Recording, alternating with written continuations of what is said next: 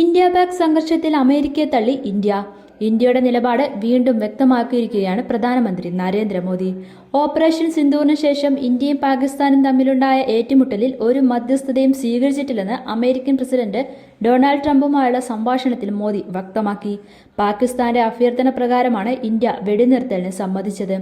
സംഘർഷം അവസാനിപ്പിക്കാൻ താൻ ഇടപെട്ടുവെന്ന ട്രംപിന്റെ അവകാശവാദത്തെ തള്ളുന്നതായിരുന്നു മോദിയുടെ മറുപടി.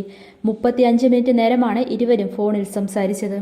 ഇന്ത്യയും പാകിസ്ഥാനും സൈനിക നടപടികൾ നിർത്തിവെക്കാൻ തീരുമാനിച്ചത് ഇരുവശത്തെയും സൈനിക മേധാവികൾ തമ്മിലുള്ള ചർച്ചയ്ക്കിടെയാണെന്ന് നരേന്ദ്രമോദി പറഞ്ഞു. ഇതിൽ US പ്രസിഡന്റിന്റെ ഇടപെടൽ ഉണ്ടായിട്ടില്ല. അത്തരം അവകാശവാദങ്ങൾക്ക് അടിസ്ഥാനമില്ലെന്നും പ്രധാനമന്ത്രി വ്യക്തമാക്കി. നേരത്തെ കാനഡയിൽ നടക്കുന്ന G7 ഉച്ചകോടിയിൽ മോദിയും ട്രംപും തമ്മിൽ നേരിട്ടുള്ള കൂടിക്കാഴ്ച നടക്കുമെന്ന് അഭ്യൂഹങ്ങളുണ്ടായിരുന്നു.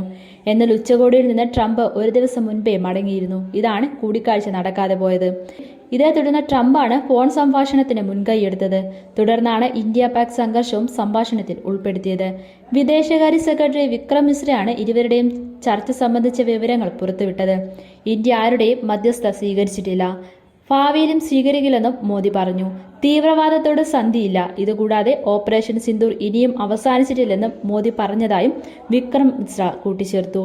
മെയ് 7 മുതൽ 10 വരെയാണ് ഇന്ത്യയും പാകിസ്ഥാനും തമ്മിലുള്ള സംഘർഷമുണ്ടായത്. പാകിസ്ഥാന്റെ ഭീകര കേന്ദ്രങ്ങൾ ലക്ഷ്യമിട്ടുള്ള ഇന്ത്യയുടെ സൈനിക നടപടി ഓപ്പറേഷൻ സിന്ധുവിനുള്ള പാകിസ്ഥാന്റെ പ്രത്യാക്രമണമായിരുന്നു. 4 ദിവസത്തെ സംഘർഷത്തിന് ശേഷം പാകിസ്ഥാന്റെ അഭ്യർത്ഥന പ്രകാരമാണ് ഇരു രാജ്യങ്ങളും തമ്മിൽ വെടിനിർത്തൽ ധാരണയിലെത്തിയത്. 4 ദിവസത്തെ സംഘർഷത്തിനിടയിൽ യുഎസുമായി യാതൊരു ബന്ധവും ഉണ്ടായിട്ടില്ലെന്നും ഇന്ത്യ US വ്യാപാര കരാർ പോലും ചർച്ച ചെയ്തിട്ടില്ലെന്നും വിക്രം മിശ്ര വ്യക്തമാക്കി. മെയ് 10-ന് ഇന്ത്യയും പാകിസ്ഥാനും തമ്മിലുള്ള സംഘർഷം അവസാനിപ്പിക്കുന്നതായി ആദ്യമായി പ്രഖ്യാപിച്ചത് ട്രംപാണ്. അമേരിക്കയുടെ മധ്യസ്ഥതയിലാണ് വെടിനിർത്തൽ എന്ന് അവകാശപ്പെട്ടുകൊണ്ടായിരുന്നു ഇക്കാര്യം ലോകത്തെ അറിയിച്ചത്. ലോകരാജ്യങ്ങളെ തെറ്റിദ്ധരിപ്പിക്കുന്നതായിരുന്നു ട്രംപിന്റെ പ്രസ്താവന.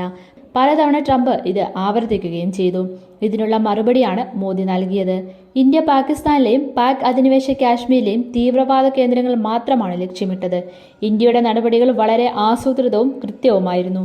ഇന്ത്യയുടെ ശക്തമായ പ്രതികരണം കാരണമാണ് സൈനിക നടപടി നിർത്താൻ പാകിസ്ഥാന് ഇന്ത്യയോട് അഭ്യർത്ഥിക്കേണ്ടി വന്നതെന്നും മിശ്ര പറഞ്ഞു. മോദി പറഞ്ഞ കാര്യങ്ങൾ ട്രംപിന് വ്യക്തമായെന്നും ഭീകരതയ്ക്കെതിരായ ഇന്ത്യയുടെ പോരാട്ടത്തിന് പിന്തുണ പ്രകടിപ്പിച്ചുവെന്നും മിശ്ര പറഞ്ഞു.